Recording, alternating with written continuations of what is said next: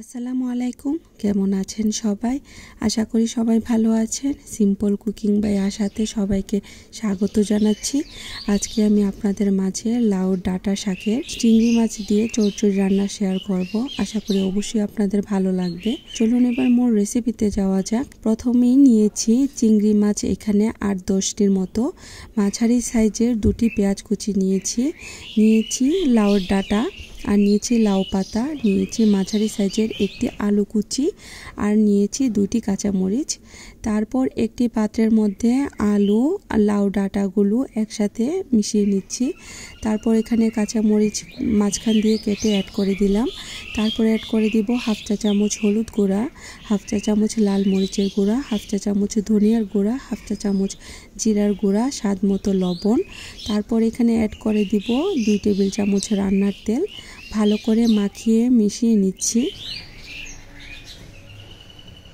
ভিডিওর এই পর্যন্ত এসে যারা একটি লাইক দিতে ভুলে গিয়েছেন, অনুরোধ রইল একটি লাইক দিয়ে সম্পূর্ণ ভিডিওটি কন্টিনিউ করার জন্য। আর এখানে 1/2 কাপ পানি অ্যাড করে দিব। তারপর ভালো করে আবারও মিশিয়ে নেব। তারপর ঢাকনা দিয়ে ঢেকে রান্না করে নেব। চুলার আঁচ মিডিয়ামে রেখে 10 মিনিট পর ঢাকনা তুলে ভালো করে মিশিয়ে নিচ্ছি। লাউ ডাঁটা শাকের চচ্চড়ি আমরা বিভিন্নভাবে রান্না করে থাকি। আপনারা এভাবে একবার হলেও ট্রাই করে দেখবেন, খুবই সুস্বাদু হয়। এ পর্যায়ে উপরে আমি লাউ পাতাগুলো দিয়ে দিচ্ছি। লাউ পাতা অ্যাড করার পর আবারও ভালো করে মিশিয়ে নিব। মিশিয়ে নিয়ে ঢাকনা দিয়ে ঢেকে আবারও রান্না করে নেব 10 মিনিট। আমার এই সিম্পল রান্নাগুলো যদি আপনাদের ভালো লেগে থাকে, প্লিজ লাইক, শেয়ার, কমেন্টস করবেন। আপনাদের সুন্দর কমেন্টস আমার পরবর্তী ভিডিও বানাতে অনেক বেশি উৎসাহিত করে। আর ফেসবুক থেকে দেখে থাকলে অবশ্যই ফলো করে যাবেন। ইউটিউব থেকে দেখে থাকলে প্লিজ সাবস্ক্রাইব করে আমার সাথেই থেকে যাবেন। ঢাকনা তুলে আবারও ভালো করে নেড়েচেড়ে মিশিয়ে নিচ্ছি।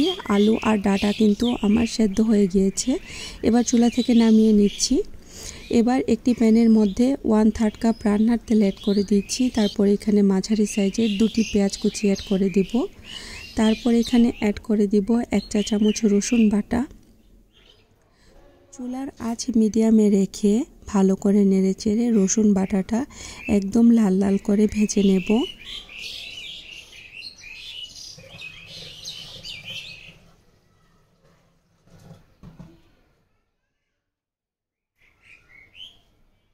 রসুনটা ঠিক লাল লাল করে ভেজে নেবার পর এবার এখানে চিংড়ি মাছগুলো অ্যাড করে দিব।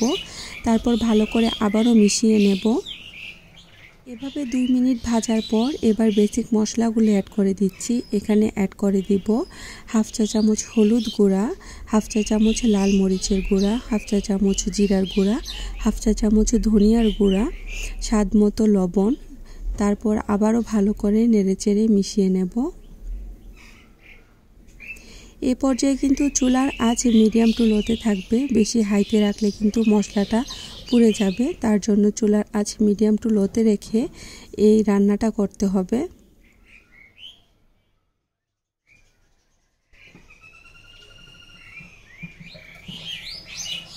চিংড়ি মাছ 5 মিনিট ভাজার পর এবার লাউয়ের ডাঁটাগুলো আমি এখানে দিয়ে দিচ্ছি।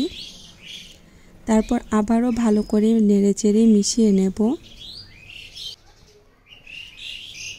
এই লাউয়ের ডাঁটা আর চিংড়ি মাছ একবার হলেও এভাবে রান্না করে দেখবেন, খুবই দুর্দান্ত হয়। বাচ্চারা কিন্তু চিংড়ি মাছ অনেক পছন্দ করে, কিন্তু সবজি খেতে চায় না। এভাবে চিংড়ি মাছ সাথে দিয়ে যদি লাউয়ের ডাঁটা রান্না করা যায়, বাচ্চারা চিংড়ি মাছও খাবে, সাথে সবজিটাও খুব পছন্দ করে খাবে। তারপর ঢাকনা দিয়ে ঢেকে রান্না করে নেব 5 মিনিট। বেশ, তৈরি হয়ে গেল মজাদার লাউয়ের ডাঁটা দিয়ে চিংড়ি মাছের চচ্চড়ি। আশা করি আপনাদের খুব ভালো লেগেছে। খুব সিম্পলভাবে দেখানোর চেষ্টা করেছি। আজকে এই পর্যন্ত। পরবর্তী নতুন আরেকটি রেসিপির সাথে দেখা হবে ইনশাআল্লাহ। সবাই অনেক বেশি ভালো থাকবেন। আল্লাহ হাফেজ।